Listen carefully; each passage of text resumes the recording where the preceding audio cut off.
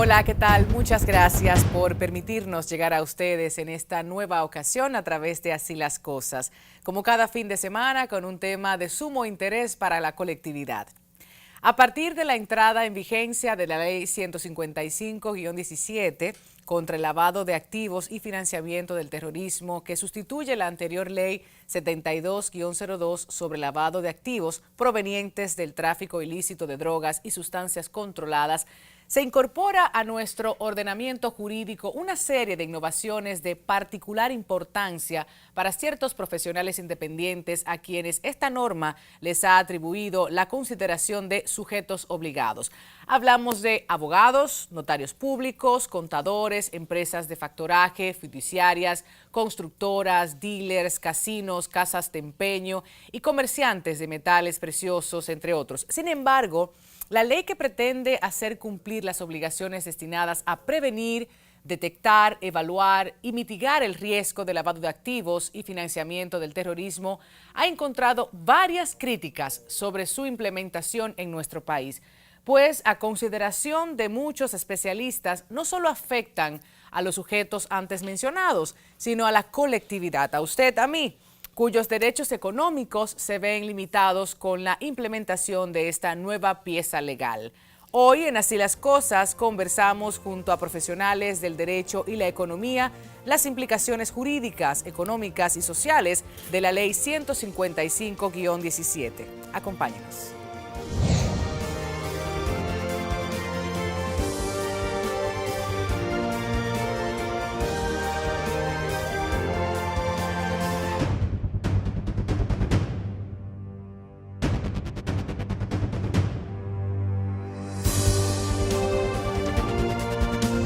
De regreso y empezamos de inmediato nuestro panel. El país tiene meses discutiendo sobre este tema. Decenas de artículos se han escrito, muchos programas de televisión y de radio, colegas y algunos curiosos ya han estado escribiendo en las redes sociales sobre la preocupación que esto representa, no para los abogados notarios o los abogados en general, para quienes trabajan en el sector económico, yo diría que para el país en sentido amplio. Es por eso que en este programa invitamos a dos especialistas que están sumamente enterados, formados, para brindarnos un poco de luz a los curiosos, a los comunicadores y al público en general. Vamos a presentar al doctor Cecilio Gómez, quien es abogado y notario público, también asociado de la firma Pina Acevedo. De igual forma me acompaña el doctor Roberto Mella, quien es economista con especialidad en finanzas corporativas, y es importante destacar que es especialista en prevención de lavado de activos por la Association of Certified Anti-Money Laundering Specialists, la ACAMS, por sus siglas en inglés. Bienvenidos, caballeros. Gracias por acompañarnos. Muchas gracias. Gracias por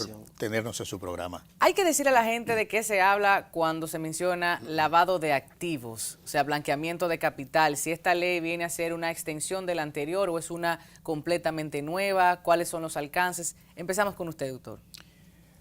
Bien, saludos al público de tu programa, Tatiana.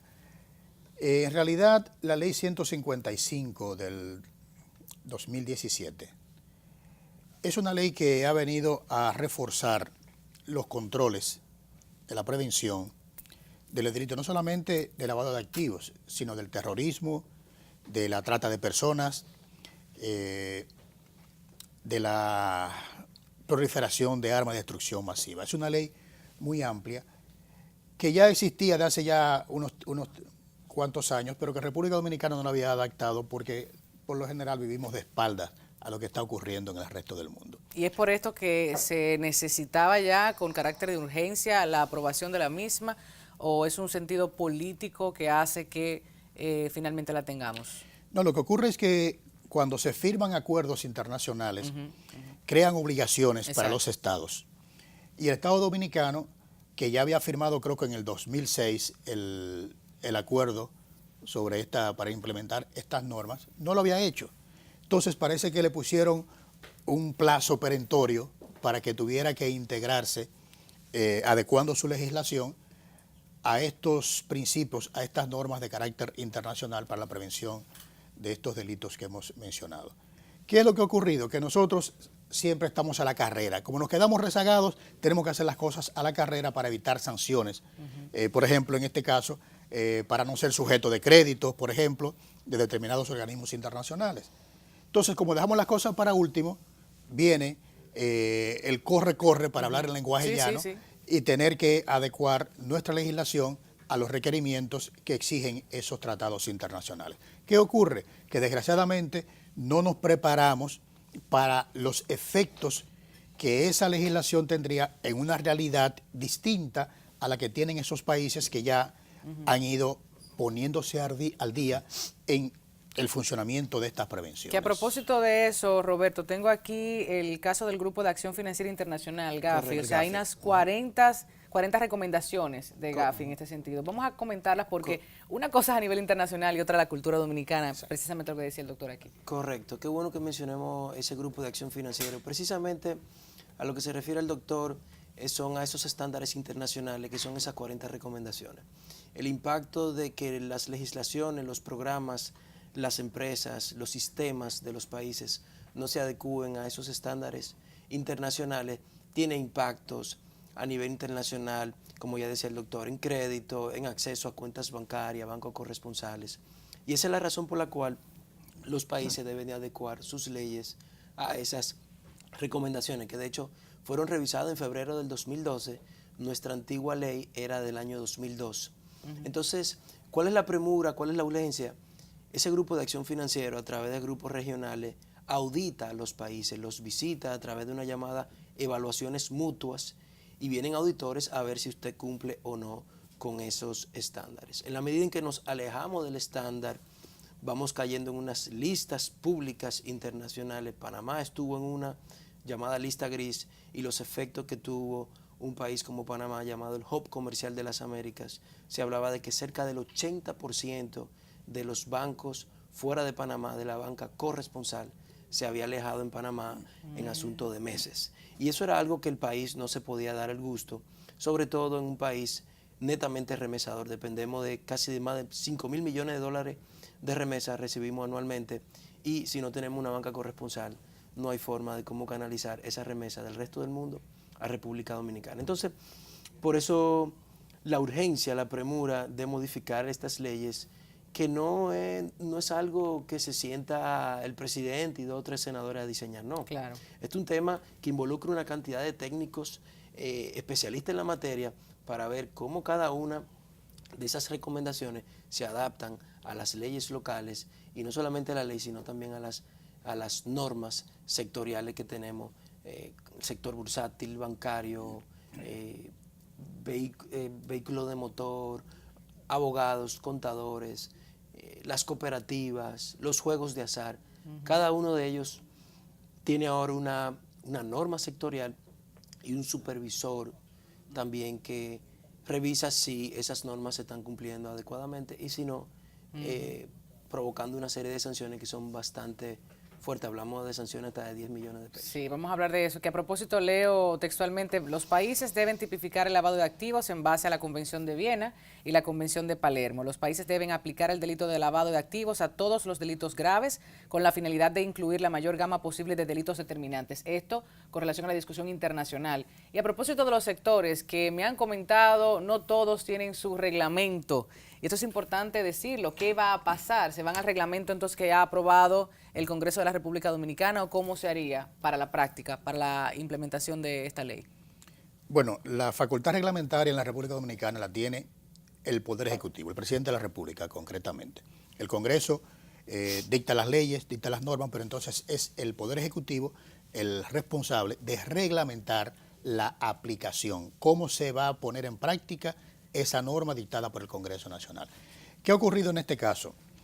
La ley 155 del 2017 establecía un plazo de 60 días para que se establecieran los distintos reglamentos de aplicación de esta ley.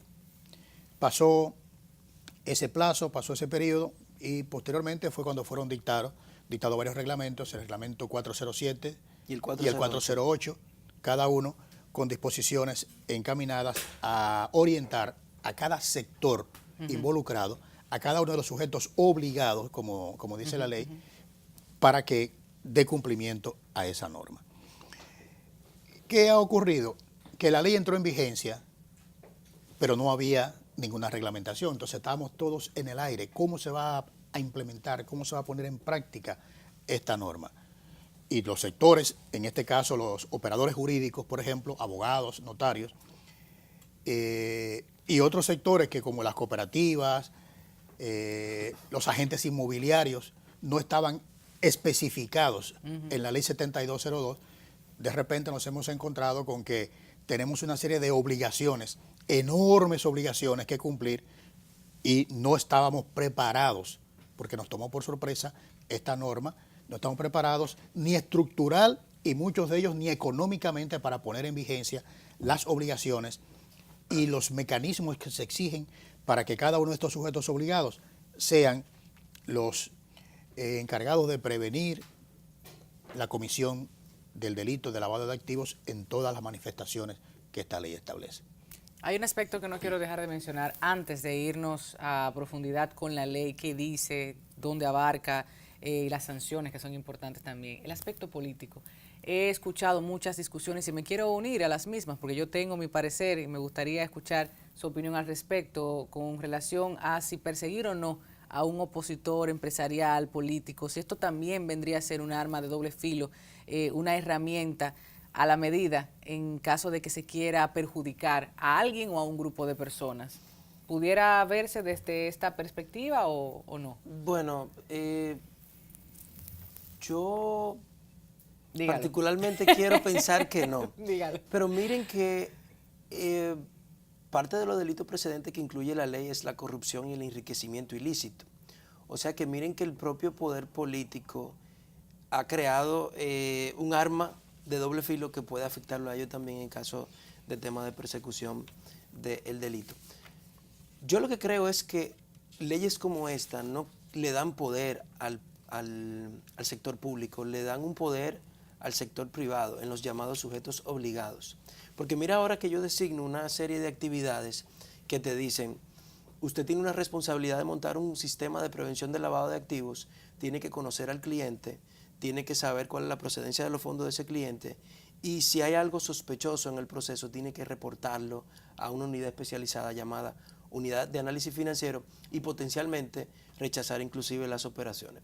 Así que miren que el poder se le está traspasando al sector privado para combatir el crimen, no de manera indirecta, sino financieramente. De hecho, el modelo lo podemos ver como un modelo donde se sofoca o se le quita el poder de adquisición al crimen en ciertas actividades.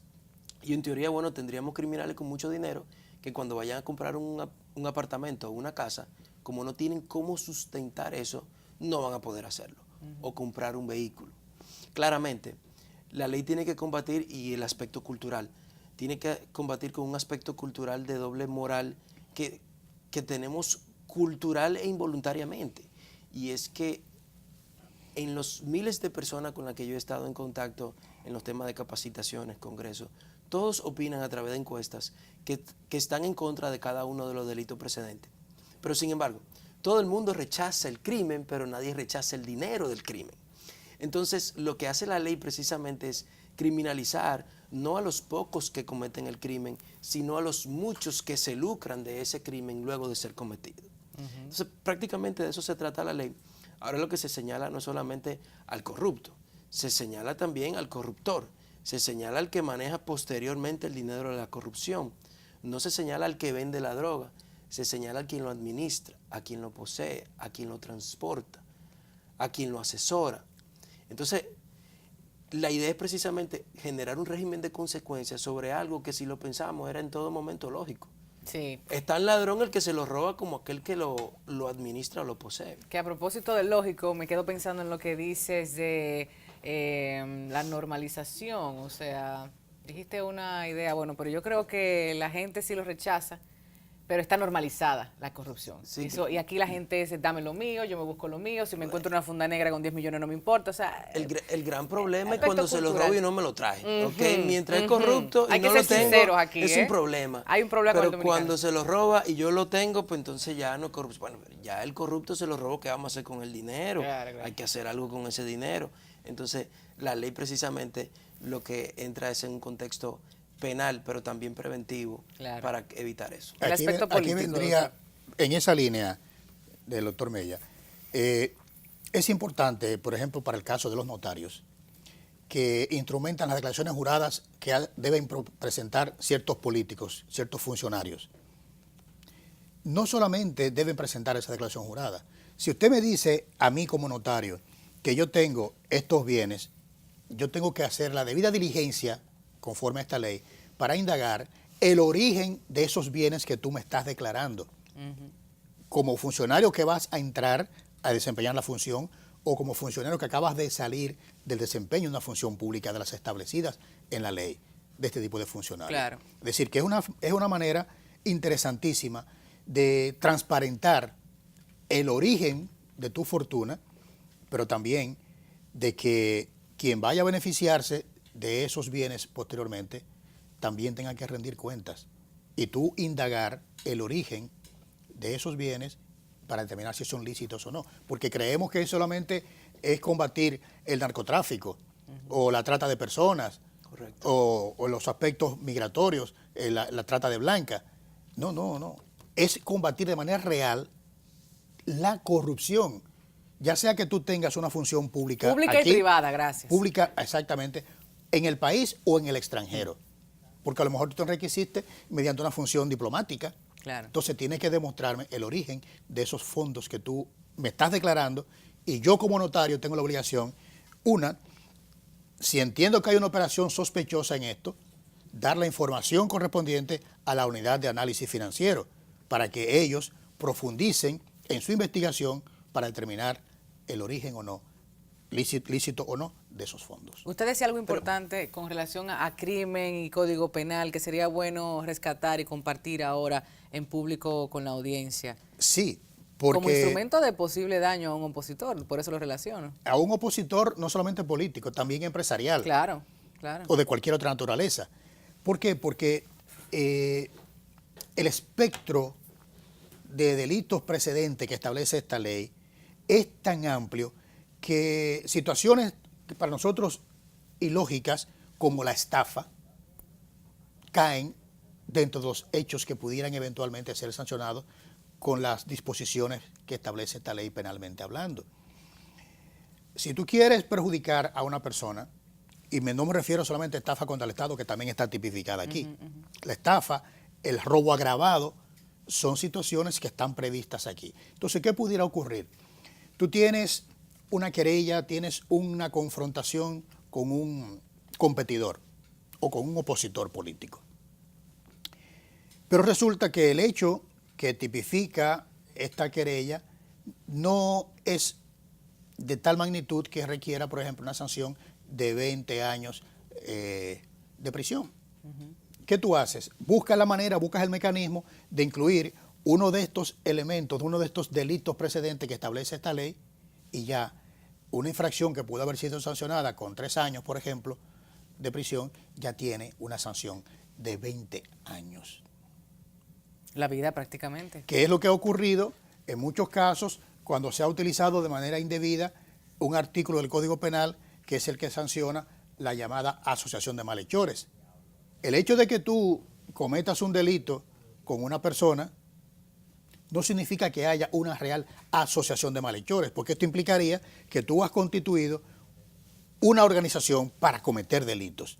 Claro. Pero cuando te ponen la violación al artículo 266 del Código Penal, que castiga la asociación de malhechores, ya un delito se convierte en un crimen, cuya sanción es mucho mayor. Y un Ministerio Público y una Suprema Corte de Justicia también que pudieran favorecer o ayudar o desayudar, dependiendo del caso. Deberíamos hablar de eso. Antes de irnos a la publicidad, también aclarar el tema del secreto profesional. Yo creo que allí todavía existen muchas dudas y una cosa es en la representación del cliente y otra es en el día a día de ese abogado notario, de ese economista, de ese contador también. Vamos a especificar eso. Sí, el secreto profesional se mantiene. Se mantiene hasta cierto punto, ahí me aclarará el doctor. El secreto profesional, ante un contexto penal, un juez determina el requerimiento de cierta información y como quiera, siempre ha sido una obligación entregarla. En materia de prevención del lavado de activos, el secreto profesional, salvo para la parte del derecho penal, que de hecho el mismo estándar internacional protege, no existe. No existe cuando usted como sujeto obligado, porque el abogado no siempre es sujeto obligado, El abogado es sujeto obligado cuando constituye una empresa, cuando administra una cuenta bancaria, cuando actúa en nombre de un cliente para realizar ciertas operaciones más comerciales y financieras, no en el contexto, por ejemplo, penal. Y es bueno saber que la unidad de análisis financiero no inicia ningún proceso de investigación o persecución con ese reporte. Eso siempre va a ser una prerrogativa del Ministerio Público. Lo que pasa es que el Ministerio Público se apoya en la unidad de análisis financiero para, desde el punto de vista financiero, investigar qué ha estado pasando con esa persona en diversos sectores. Investigar porque lo manda la ley, investigar si quiere. Perdón, pero es que es Tatiana que está aquí, la tengo que decirlo. Artículo 40 de la Constitución, ustedes no, pero yo sí lo digo. El secreto profesional y la cláusula de conciencia del periodista, por ejemplo, que están protegidos por la Constitución, y yo tenía el debate, estábamos hablando sobre la amplitud de esos derechos, no son totalmente absolutos, o sea, si se está hablando de un derecho que protege a la ciudadanía en sentido general, el caso de Brecht, por ejemplo, que teníamos un robo, una estafa en contra del Estado, allí cómo se trabaja en materia constitucional, en materia penal, o sea, ¿qué se pone primero? ¿A qué se renuncia, doctor? Yo creo que ahí hay debate para rato, pero dígame si... Lo que pasa es que constitucionalmente hay categorías, si se quiere, de derechos. Unos tienen una preeminencia sobre otro. Entonces, si el interés público está de por medio, claro, no puedes alegarme, no, yo tengo un derecho protegido constitucionalmente. Usted tiene que decirlo. ¿Por qué? Porque tu derecho individual tiene que ceder ante el colectivo, un derecho de interés colectivo. Y eso va a pasar también con esto. Lo que ocurre con esta situación de esta ley, respecto al secreto profesional, es que las actividades que están señaladas para ceder ante el requerimiento de la autoridad son prácticamente todas las actividades que realiza el abogado y realiza el notario. Prácticamente todas. En cuanto a la relación abogado-cliente, notario-cliente, en las operaciones comerciales de negocios de cualquier naturaleza. Prácticamente todas, o las principales operaciones que realiza el operador jurídico, sea abogado, sea notario, están encuadradas, están enmarcadas dentro de esas en las cuales no puede prevalecer el secreto profesional. Complicado. Nos vamos a la publicidad. Cuando estemos de regreso, hablamos entonces de los montos. Para algunas personas pudiera parecer inclusive irrisorio cuando se habla de 500,000 pesos, 1,000,000 de pesos. A veces tenemos, no aquí, en Santo Domingo, en el Distrito Nacional, sino en otras provincias, gente que todavía guarda dinero en su casa, debajo del colchón, en la cajita. Sí, eso pasa. Vamos a hablar de eso. ¿Qué va a pasar entonces en adelante? ¿Y cuáles son las observaciones que tienen los especialistas en torno a esta ley que deberá revisarse? Dicen algunos y algunas. Después de la publicidad, regresamos.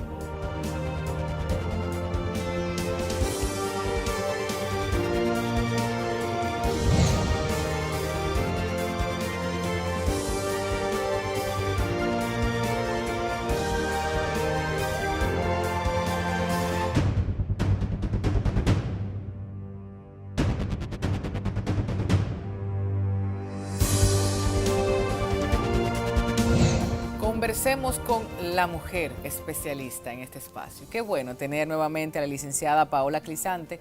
Ella es magíster en Derechos Fundamentales y en Procedimiento Civil. Asimismo, es especialista en prevención de lavado de activos, financiamiento del terrorismo y proliferación de armas de destrucción masiva. ¿Cómo estás? Todo bien, ¿y tú? Gracias, Tatiana, Muy por bien. la oportunidad nueva vez. Qué bueno tenerte aquí para explicarle a la gente los sujetos obligados. Ellos no quisieran estar en esa condición, pero desafortunadamente lo están. En esta ley hay muchos aspectos que comentar. Pero empecemos por ahí, desde tu perspectiva, y también esas estructuras que cambian dependiendo del sector del que se trate, obviamente de la responsabilidad en el sector en el que trabajes. Y en tu caso, el económico, pues más interesante todavía. Hay que hacer una distinción entre sujetos obligados financieros, que son las entidades de intermediación financiera, las entidades de intermediación de valores, las cooperativas, las asociaciones, los casinos, etcétera. Y los sujetos obligados no financieros, que quizás es aquí donde por una cuestión estructural y sectorial, no conocerse comúnmente la normativa de este sector financiero, que ya es amplia en ese aspecto, pues las discusiones han mermado mucho.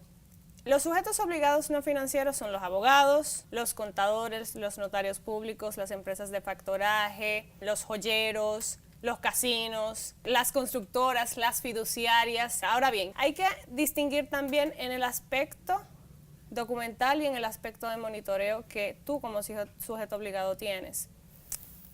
Partimos de que... Sí, porque él me está distrayendo con su habladera, cállense. Sigue. Partimos desde una estructura que nunca ha conocido esto, pero tú como sujeto obligado, financiero o no financiero, ahora tienes, valga la redundancia, la obligatoriedad de diseñar un programa de cumplimiento. El programa de cumplimiento va desde la implementación de políticas y procedimientos en ese aspecto hasta la implementación de un código de ética, la implementación de un reglamento sancionador, etcétera. Que obviamente lo pudiéramos exportar de otros modelos internacionales, Sí. adecuarlo a las estructuras dominicanas y bueno, partir por lo menos de un modelo, ¿no?, que nos sirva de base. Exactamente, habría que ver de forma natural si esos modelos extranjeros pueden extrapolarse a la legislación nuestra dominicana, que es muy propia. Entonces, esa es la parte documental, manuales, procesos, procedimientos. Ahora bien, hay un aspecto muy importante sobre esta ley y es la obligación que tú tienes de definir el beneficiario final de cada una de las transacciones que tus clientes a través de ti hagan. Okay. Pasamos, por ejemplo, de una cultura donde nosotros los abogados no necesariamente nos fijamos en el detalle, información financiera sobre nuestros clientes. Usted está contratado para hacer un acto de venta, para una inscripción de hipoteca, para lo que sea, usted simplemente hace esa operación y ya. Punto. Ahora se constituye en un investigador. Es la cosa, no solamente del destino de esos fondos o a dónde va eso, sino del origen. Claro. Tú tienes ahora... Los últimos 10 años, déjame ver si esta persona tiene ese dinero para comprar ese carrito con 500,000 pesos en efectivo. Exacto, un buen dominicano diría, tú tienes que voltearte a tu cliente y preguntarle de dónde tú sacaste este dinero y a dónde tú lo vas a poner. Entonces se complica un poco la jugada en ese sentido, porque el tema no es... El tema indiscutiblemente es que sí, había una necesidad de normar el tema de prevención del lavado de activos y que no se supeditara únicamente a narcotráfico. Eso es indiscutible. Hablemos de Dirección General de Impuestos Internos. Yo tenía la prerrogativa de pensar si el director, ¿no?, de una institución tan importante como esta, creo que por allí pasa el mayor flujo de dinero en República Dominicana, ¿no? ¿Me corriges? Sí. Esto por un lado. Y por otro lado es el Ejecutivo quien nombra, quien posiciona, ¿no?, al director o directora en esta entidad. ¿No sería posible que las declaraciones, los juegos, el manejo a nivel interno sea de favorabilidad para algunos y no para otros? Esta ley amarra de una forma tal a todos los sujetos, todas las declaraciones, de manera que necesariamente tenga que transparentar y organizarse. ¿O cómo lo estamos viendo en la realidad dominicana, Paola? Porque unas cosas son los libros y otra cosa es el día a día. La DGI ahora se convierte en un fiscalizador, en una autoridad competente, cosa que no necesariamente entra dentro de los estándares internacionales. La DGI, si bien puede ser un fiscalizador de procesos, en otros países no vemos que se constituya como un regulador como pasa ahora mismo. Los abogados, como ya hemos dicho, los notarios, todos los sujetos no financieros, los sujetos obligados no financieros, ahora reportan a la DGI y a la UAF, que es la unidad de análisis financiero. Eso no se ve en los estándares y precisamente porque realmente no se ha definido cómo, ni creo que la DGI ahora mismo cuente con una estructura que le permita fiscalizar a todos esos sujetos obligados no financieros, tal cual lo establece la ley. Con los doctores Gómez y Mella estábamos hablando un poquito sobre las sanciones, pero me gustaría profundizar un poco más contigo también, Paola. ¿De qué sanciones estamos hablando? ¿Piensas tú que son muy severas, son justas, hay proporcionalidad en cuanto al crimen que se comete y la responsabilidad que deba pagar ese o esa persona? Hay que decir un asunto, la responsabilidad no es eminentemente de una empresa si tú la representas, por ejemplo, y tampoco es eminentemente económica. Claro. Estamos hablando de una responsabilidad civil, una responsabilidad penal. En cuanto a los montos que van desde 500,000 pesos en adelante, yo pienso que realmente es parte de los estándares internacionales, no es que es muy severo en República Dominicana. No se había visto, quizás por eso el impacto ahora, pero realmente si nos vamos a países que ya han normado este delito y lo han constituido como delito precedente, pues sí vemos montos similares, 500,000, 1 millón, 2 millones, 10 millones, tantos como tenga que hacerse. Debemos saber que todos los sujetos obligados deben contar con una persona, con un recurso humano, un funcionario de alto nivel que se dedique exclusivamente a prevenir y a mitigar el riesgo de prevención del lavado de activos. O sea que no pasamos únicamente de tener la obligación de capacitar a todos los empleados de la empresa o a uno, si se constituye como oficial de cumplimiento propiamente, sino de constituir a esta otra persona dedicada a ese asunto en específico. Ay, qué difícil. Paola, vamos a cerrar esta mesa para concluir en la próxima ya con todos en el panel, de manera tal podamos intercambiar algunas opiniones. Después de la publicidad, entonces regresamos.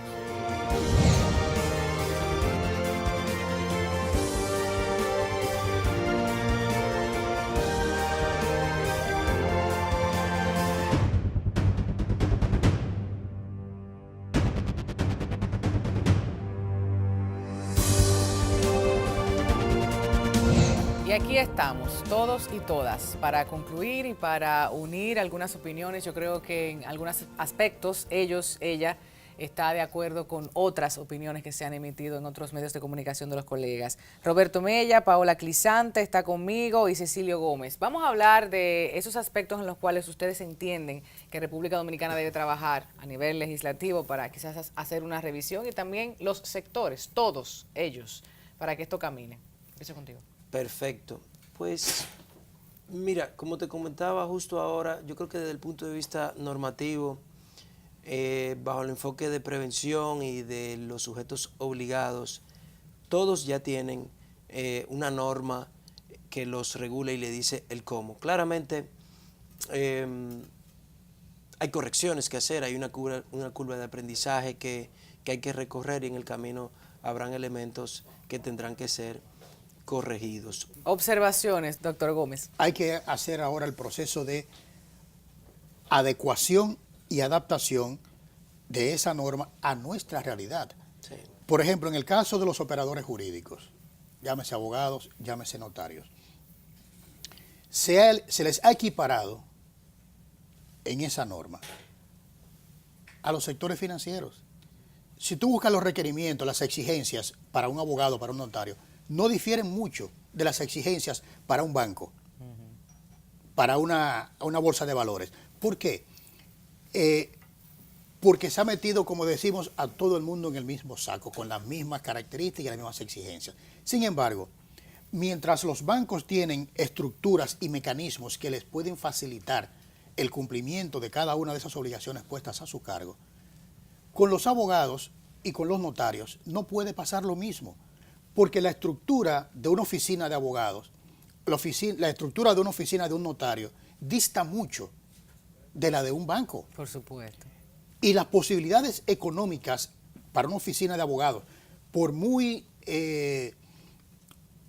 numeroso que sea el personal que tiene, 15, 20 abogados quizás a lo sumo, no tiene las posibilidades de poder crear la estructura que se exige hasta para las simples diligencias de verificar quién es tu cliente. Claro. Primero porque es una cuestión cultural, no estamos acostumbrados a eso. Y como no estamos acostumbrados, no hemos estado preparados materialmente para desarrollar esas obligaciones de la noche a la mañana.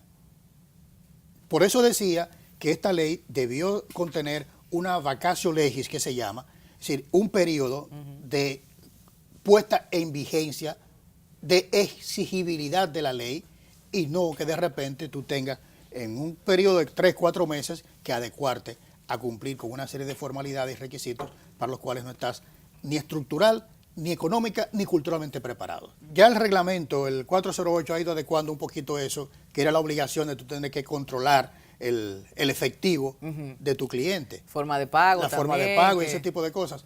Esas son cuestiones claves en esta nueva normativa que tenemos para impedir el lavado de activos. Yo estoy de acuerdo con que el notario, en el caso concreto, Sí.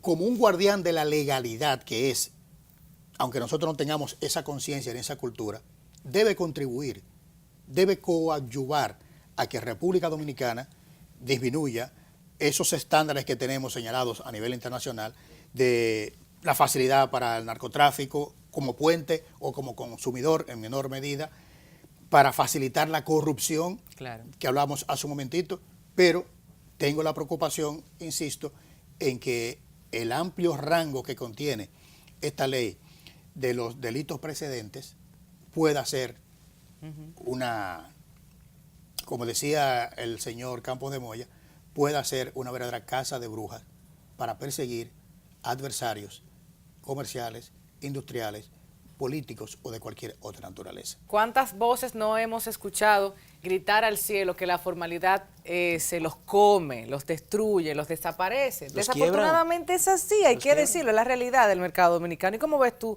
todo esto? Porque para los abogados también resulta no solo una responsabilidad inmensa, a veces muy difícil de cumplir. Óyeme, personal, la responsabilidad también. Sí, en efecto. Indiscutiblemente, en la promulgación de la Ley 155-17 es un paso significativo para la legislación dominicana. Ahora, pienso que este es un momento preciso para que el legislador dominicano trace y defina cuáles serán los procesos y procedimientos para poder aplicar no solamente la Ley 155, sino todas las normas derivadas de ese mismo instrumento legal. ¿Por qué? Porque ciertamente, como dices, en el caso de nosotros los abogados, me chirría bastante que pasemos de una estructura eminentemente financiera a extrapolarla a otros sectores que tienen singularidades muy específicas y que lamentablemente quizá no cuentan, con una estructura que les permita aplicar eso.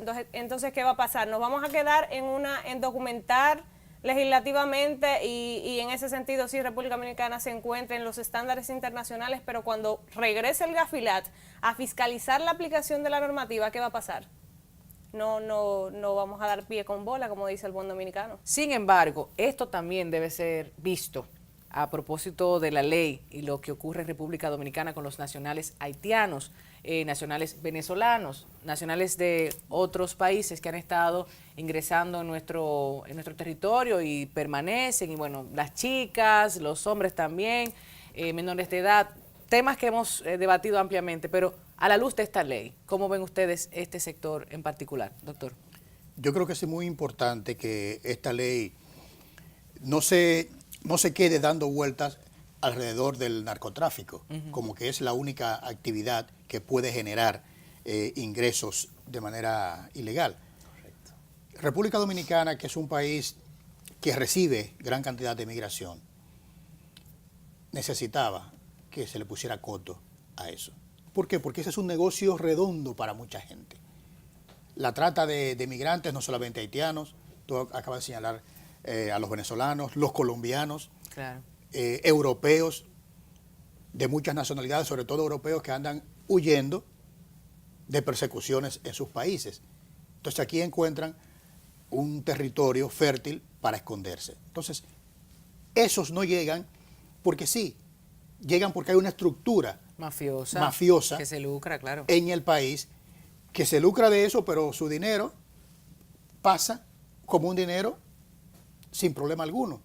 Entonces, yo creo que es importante que esta ley haga énfasis, como lo hace, en la trata de personas y la trata de blanca, la prostitución.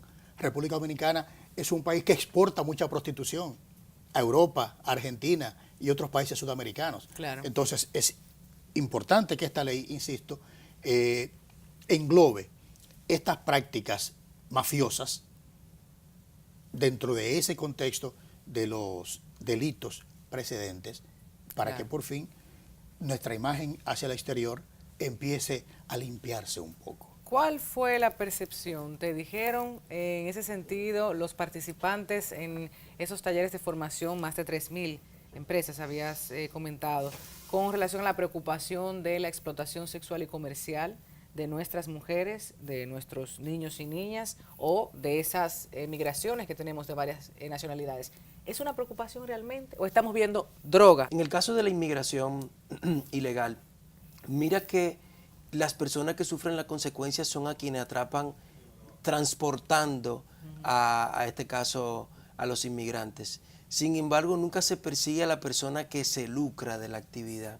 Y quien se lucra quizás no es quien hace la trata de personas, no lo es, pero está lavando. Es un blanqueador de capitales. Paola, vamos a concluir entonces empezando desde la izquierda hacia la derecha y también mencionar un poquito sobre eso porque no solo los propietarios de empresas, también los gerentes, los responsables y quien se lucre de una manera u otra. En el sector informal pasaría lo mismo, por supuesto. Entonces, bueno, y con eso y tus opiniones. Sí. Para irnos. Al respecto, sería ya un reto nuestro como cultura, como dominicanos, ya asumir el lavado de activos como un delito precedente y no como un derivado específicamente del narcotráfico. Ese es el impacto que quizás más define este tema justamente ahora, porque venimos de una ley, que es la 7202, a esta otra, que tiene obviamente, como ya hemos conversado, un impacto amplísimo, el alcance es también amplísimo. Y como decía yo anteriormente, el reto nuestro es asumir esto no solamente para quedar bien con los estándares internacionales, sino para que este delito, que es un delito precedente, el delito de lavado de activos, financiamiento del terrorismo y proliferación de armas de destrucción masiva, cese en la República Dominicana y obviamente sus efectos con ello también hagan lo mismo. Doctor. Sí, me inscribo en esa línea de la licenciada porque yo creo que es una oportunidad que tenemos ahora mismo como país. Y voy a limitar este aspecto a los notarios. Los notarios hemos vivido de espaldas a la realidad notarial en el mundo. Vivimos un notariado supuestamente de tipo latino, pero la práctica que tenemos dista mucho de eso. Entonces, esta ley nos va a obligar a los notarios a que tengamos, primero, que actualizarnos. Segundo, de crear las estructuras necesarias para que la notaría como estructura esté al servicio de la legalidad, esté al servicio de los mejores intereses del país y sobre todo para que sea una práctica que contribuya al desarrollo económico del país. Es un concepto que en República Dominicana no se maneja, pero el notariado es una de las patas principales para el desarrollo económico de cualquier país. Muchísimas gracias, doctor Cecilio Gómez, doctor Roberto Mella y también la licenciada Paola Crisante que nos acompañaron en esta mesa. Vamos a seguir hurgando, leyendo y consultando con distintos especialistas. No haga absolutamente nada sin consultar. No vaya a hacer cosa que meta la pata y después no tenga cómo sacarla. Entérese, asista a los talleres, siga conversando, viendo programas que cuenten con conversatorios que le brinden luz, porque todos estamos amarrados y obligados de una forma u otra. Gracias por acompañarnos. Nosotros seguimos después de la publicidad con nuestro cierre y el tutorial a propósito de los hechos que ocurrieron esta semana. Así las cosas, después de la publicidad.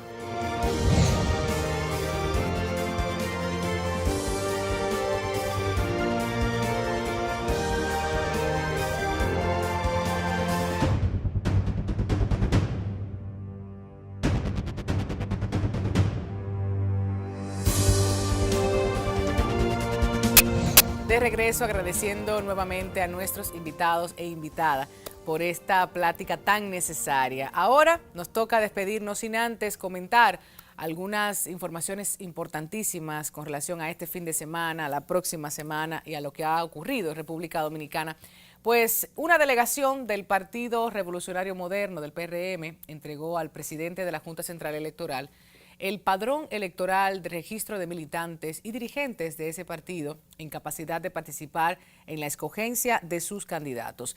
Vimos que el presidente de la Comunión Nacional Organizadora de la Convención del PRM, Tony Raful, indicó que con la entrega de un padrón propio, el PRM demuestra su capacidad de cumplimiento con las leyes y el deber, situación que se presenta después de que en estos meses se ha debatido si los partidos están o no en condiciones de tener un padrón propio o si estos deberían ser escogidos por el padrón de la Junta Central Electoral para que este sea el padrón general que regule todas las actividades políticas del país.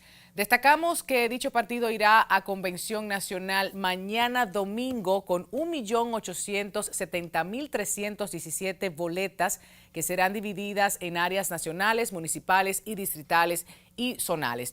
Finalmente, ya concluyendo así las cosas esta semana, no podemos dejar de mencionar el tema tendencia, Pedernales. Como todos saben, hace unos días se presentaron serios enfrentamientos en la zona fronteriza del país, cuando varios municipios de esta localidad forzaron la salida de cientos de nacionales del hermano país Haití, tras darles un plazo de 24 horas para salir de la demarcación. Pues a raíz de este incidente, el mercado binacional sigue suspendido y en el municipal no se observan haitianos, incluso los que abandonaron este territorio. Fueron agrupados en un área detrás del portón de aduanas del vecino país, detrás del mercado. Y bueno, después de estas tensiones del pasado martes se produjo un compás de espera por parte de la población de Pedernales, luego de la reunión interinstitucional que se produjo el pasado martes, donde se acordó reclamar por la vía oficial la entrega de uno de los haitianos detenido en su país. Ustedes saben, acusado de ser uno de los autores de la muerte de la pareja de esposos Julio Reyes Pérez y Neiva Félix Urbáez. Este fue el detonante de la actual crisis fronteriza. Ahora bien, desde así las cosas, nosotros queremos hacer un llamado a la población dominicana, en especial a los residentes en Pedernales. Recordemos que el Estado dominicano tiene la obligación de garantizar a todos los extranjeros que se encuentren en nuestro territorio, sin distinción de estatus migratorio, los mismos derechos que a los nacionales dominicanos.